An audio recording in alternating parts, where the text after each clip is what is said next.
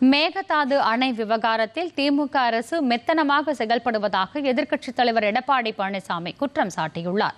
சேலம் விமான நிலையத்தில் செய்தியாளர்களிடம் பேசிய அவர், கர்நாடக அரசு மேகதாது அணை கட்டினால் டெல்டா மாவட்டங்கள் தண்ணீர் கிடைக்காமல் பாலைவனமாக மாறிவிடும் என்று கூறினார்.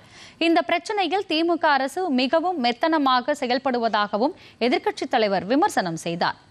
எஸ்ஐஆர் தொடர்பான கேள்விக்கு பதிலளித்த எடப்பாடி பழனிசாமி, தமிழகத்தில் இந்த பணிகள் முறையாக நடைபெறவில்லை என்று கூறினார்.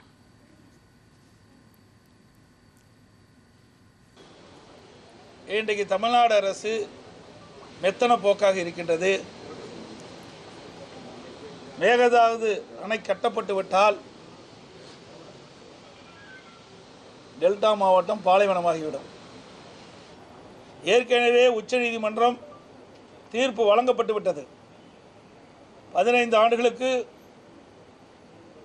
காவிரி நதி நீர் தடுக்கவோ திருப்பவோ மடைமாற்றம் செய்யவோ கூடாது என்றும், ஒவ்வொரு மாதம் குறிப்பிட்ட அளவு தண்ணீரை கர்நாடக அரசு தமிழ்நாட்டிற்கு வழங்க வேண்டும். கிட்டத்தட்ட ஆண்டுக்கு 177.25 டிஎம்சி தண்ணீர் தமிழ்நாட்டுக்கு வழங்க வேண்டும் என்ற தீர்ப்பு வழங்கப்பட்டிருக்கிறது. அந்த தீர்ப்புக்கு எதிராக கர்நாடக அரசு இன்றைக்கு செயல்பட்டு கொண்டிருக்கிறது. வன்மையாக கண்டிக்கத்தக்கது. இது குறித்து முதலமைச்சர் எந்த விளக்கும் அளிக்காமல் இருப்பது வருத்தம் அளிக்கின்றது.